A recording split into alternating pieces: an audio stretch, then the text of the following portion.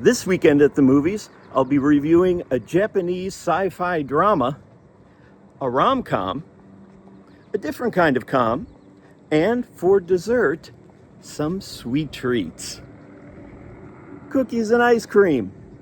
What could go wrong? Let's start with the comedies. First, the romantic comedy. One Night Only is not what I expected.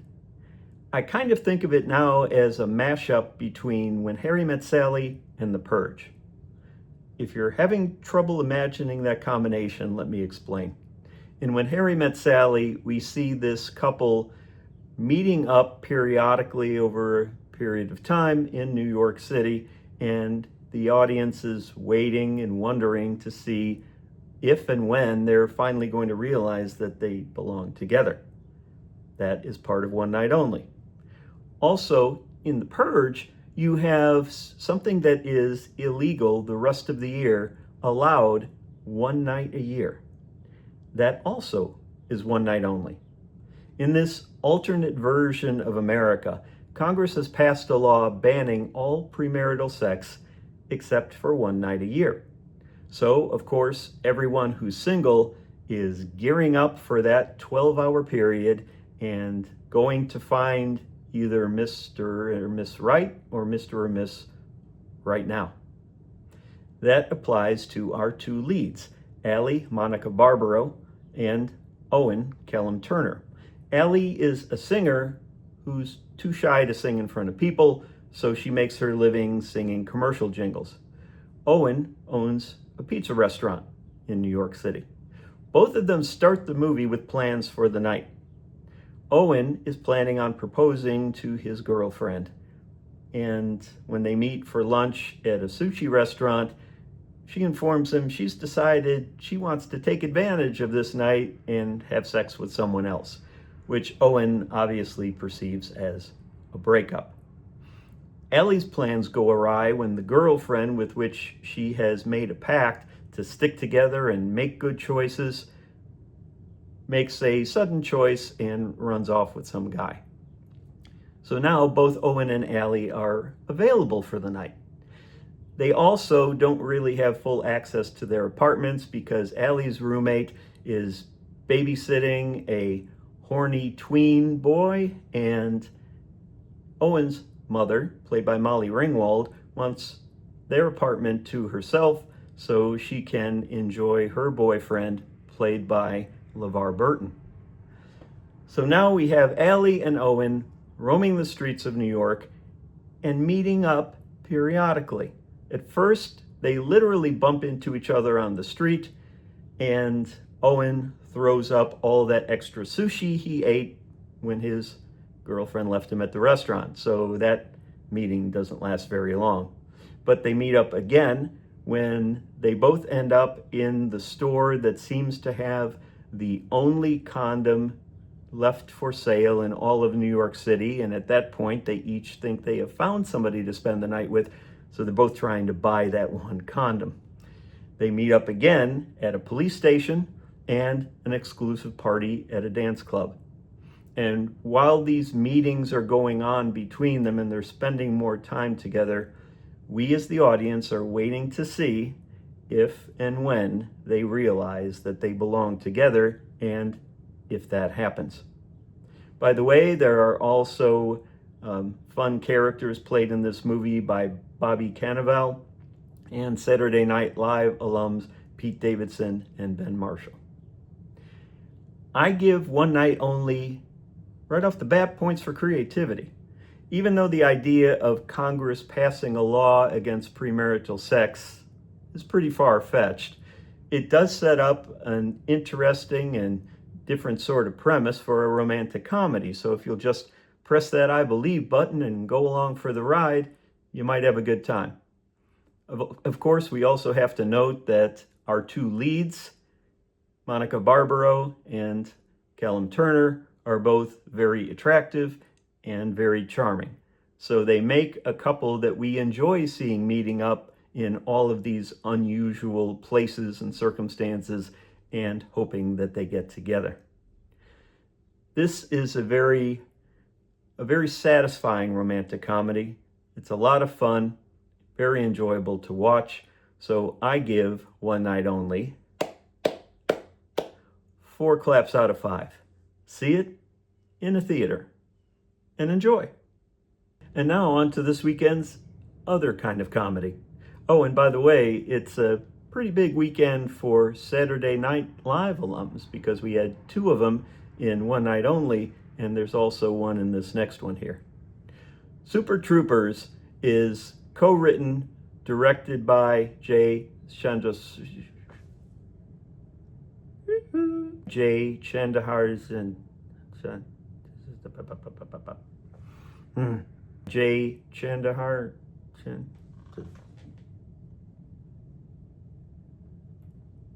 Chandrasekhar. Super Troopers 3 is co-written and directed by Jay Chandrasekhar, who also plays Thorny, one of our favorite group of Vermont state troopers. As obnoxious, inept, and overly confident as they are a lot of fun to watch. The focus of this movie is a wedding, or at least a planned wedding. When Thorny's sister Sarita, played by Hannah Simone, is driving into town to visit with her brother, she is run off the road by a hit-and-run driver and almost killed. Quickly on the scene, just in time to save her life, is Farva, played by Kevin Heffernan. She quickly falls in love with her hero, and the two decide to marry. Thorny is not very happy with this arrangement, not wanting Farva anywhere near his family. So he works behind the scenes to try to derail the wedding plans. With his conservative parents coming into town, he's pretty sure that if he can put Farva's usual obnoxious, politically incorrect behavior on full display, that their conservative father will call off the wedding. Well, this is quite a miscalculation because Thorny's family actually ends up loving Farva and embracing him completely, at least early in the movie. And there's a lot of other things going on in this film as well.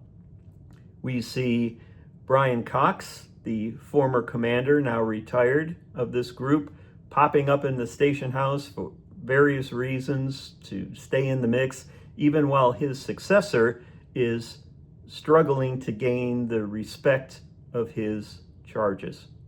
And we have Andrew Dismukes from Saturday Night Live playing Coy, a rookie who is very enthusiastic and really wants to do the best job he can with the Vermont State Troopers. And one of the initiatives from the new commander is introducing an electric car into the state troopers' fleet, a move which kind of divides the men. All of these subplots do come together in the end for a pretty creative and entertaining finale. In fact, most of Super Troopers 3 is pretty enjoyable, mostly, because there are a number of the jokes that fall flat, and some of them are just a little bit too far-fetched or silly to really tickle the funny bone. But there's enough here to make you smile and laugh that if you just sit back and enjoy it and take this movie as it comes for what it means to do, entertain, you will probably be entertained. And all of the actors in this movie are very well suited to their roles and are a lot of fun to watch. So I give Super Troopers 3 claps out of 5. That's a recommendation, but I say, wait and stream it. We'll get to the 2 movies about sweet treats shortly. After all, that's dessert.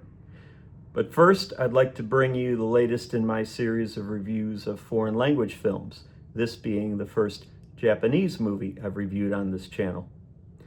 Sheep in the Box is a story of a young Japanese couple who have lost their son and become aware of a company that will try to reproduce lost family members using the latest in robotics and AI technology. The mother is a little bit more excited about this than the father, at least in the beginning.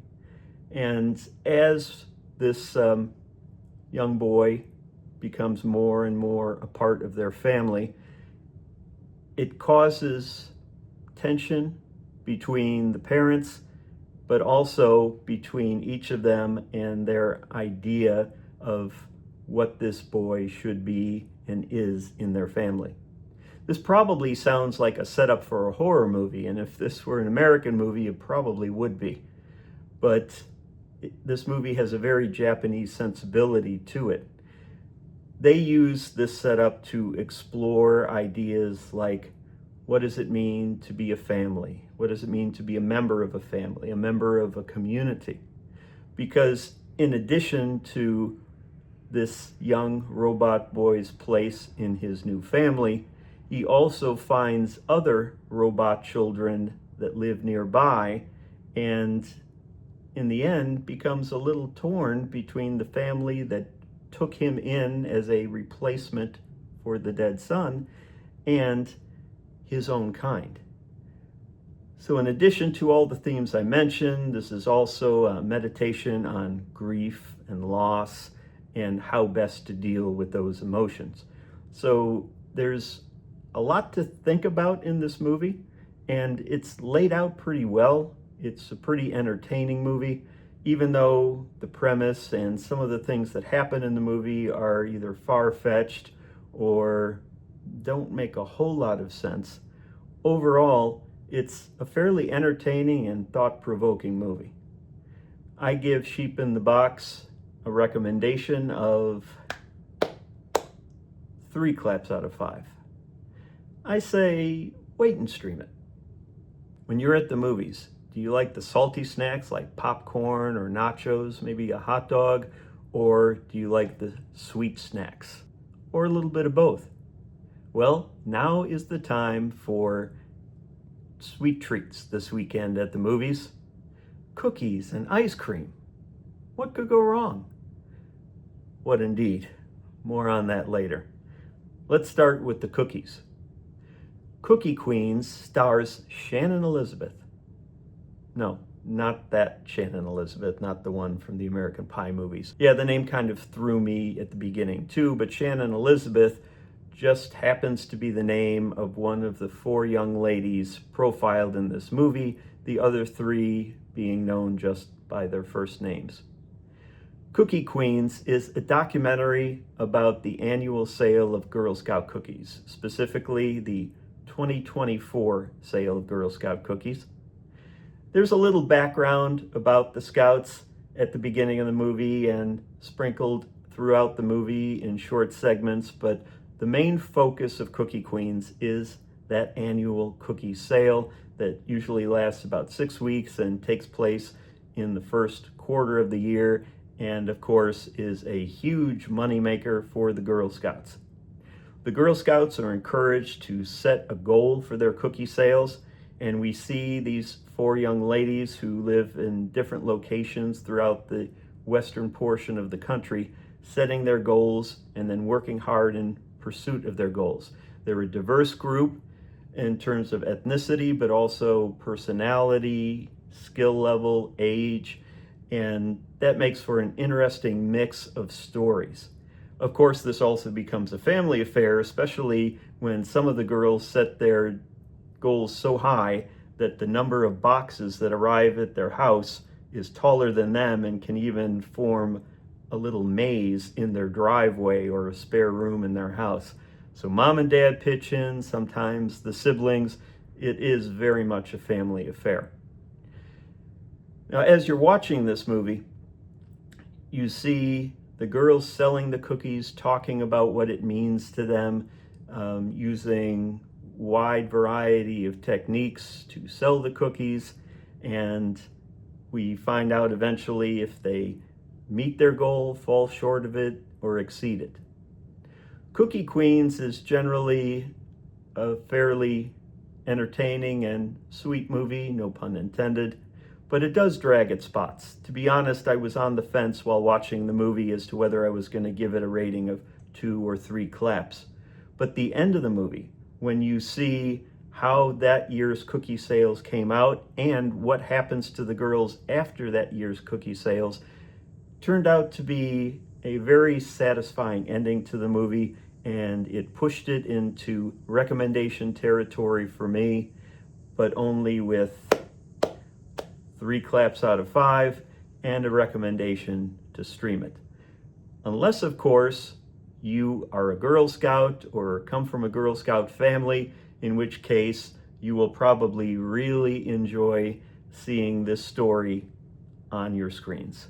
Ice Cream Man is co-written, directed, and produced by Eli Roth, known for bringing us gruesome horror movies like the Hostel movies, The Green Inferno, Thanksgiving, Knock Knock, etc. He even appears in this movie. He had acted previously in Quentin Tarantino's Inglourious Basterds, and he plays the father of 2 of the main characters in Ice Cream Man. Ice Cream Man can be understood as Weapons meets Nightmare on Elm Street. I can't quite explain exactly why that's a good mashup to think about when understanding this movie, because to do so would be to give away spoilers. But if you like Weapons or Nightmare on Elm Street, or you're curious what a combination of those 2 movies would look like, then you might want to see Ice Cream Man. And then again, you might not.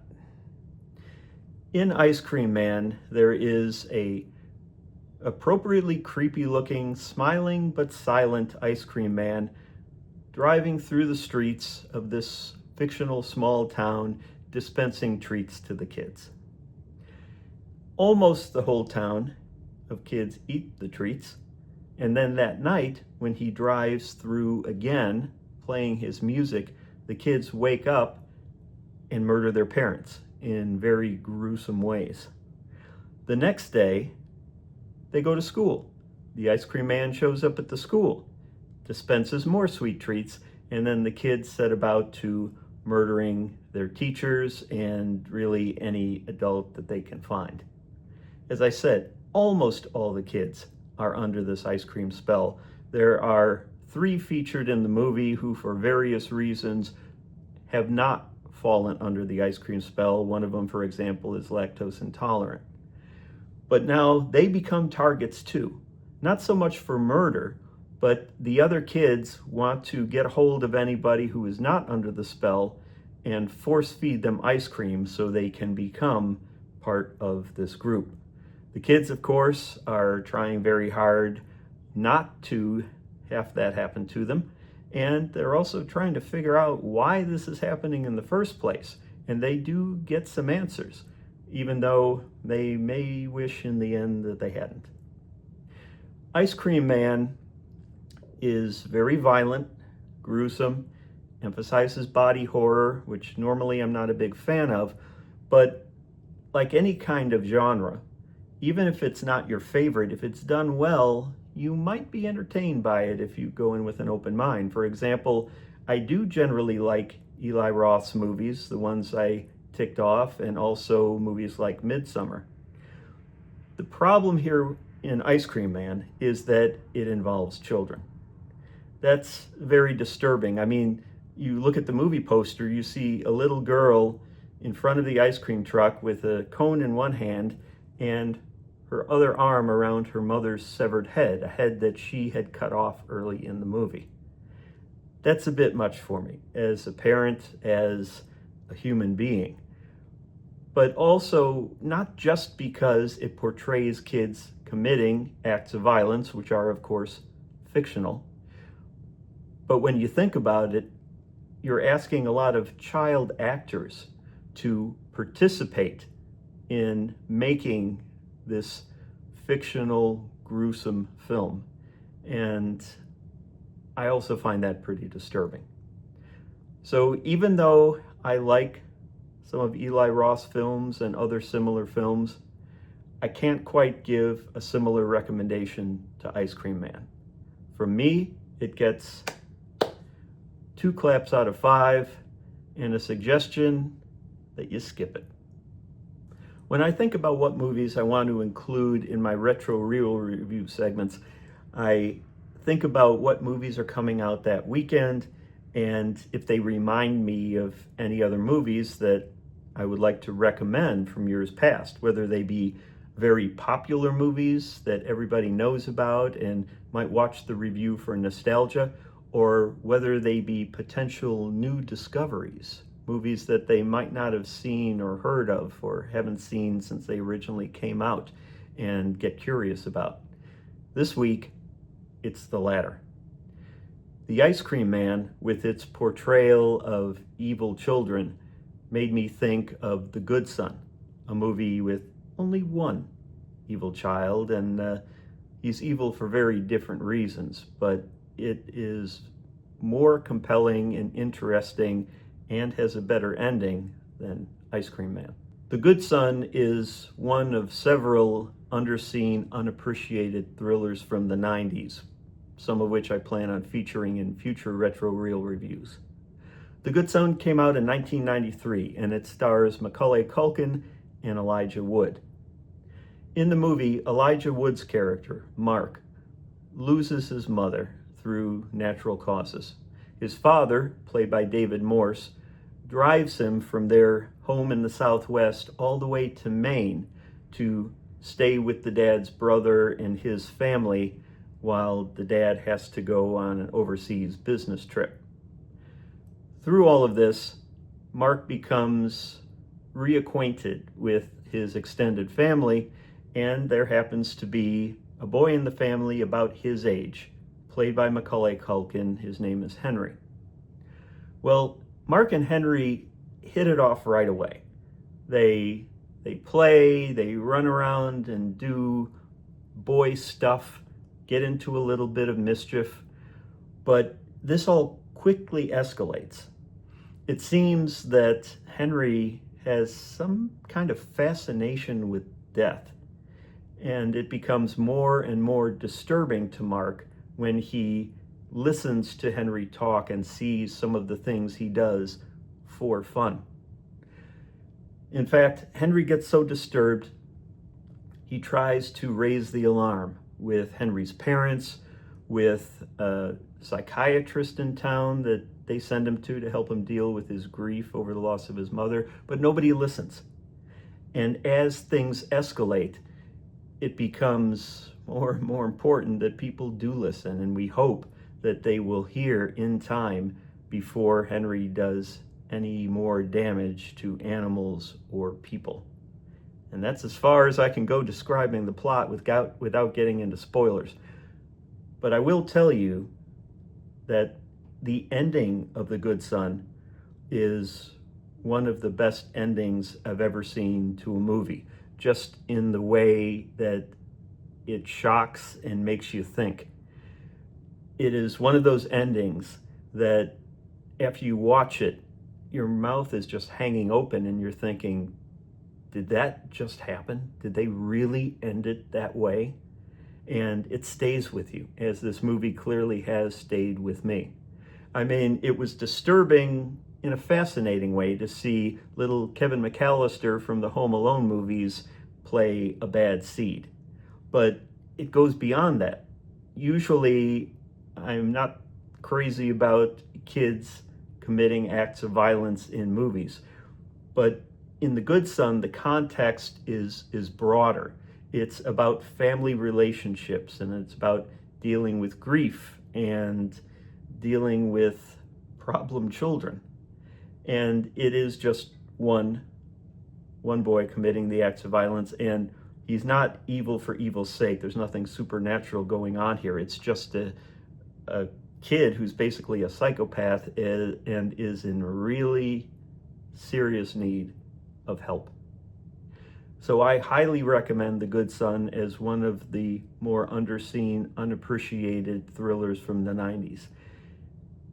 If you haven't seen it, check it out. But be prepared. That ending, especially if you're a parent, is really going to make you feel something. Check out The Good Son and let me know what you thought of it. You've been watching This Weekend at the Movies, another on the road edition. Yes, I'm still on a road trip, on vacation, visiting family. In fact, I'm shooting this from the house I grew up in. But this time next week, I'll be back home and I'll be getting back into my routine of seeing as many new movies as I can on Friday, the day they come out, and then recording and posting reviews of those movies as soon as possible afterwards. So I thank you for bearing with me during this long vacation, as it has thrown my posting rhythm a little off, but I do appreciate you being here. I hope that you will like and subscribe so you'll always get a chance to see my new reviews of movies in theaters in time for you to decide whether to see them opening week. You'll also get my retro reel reviews of great movies from years past that have some connection with that weekend's new releases, and from time to time some other movie related videos that I post just for fun. My name is Dave McLean, and I thank you very much for allowing me to share my love of movies with you.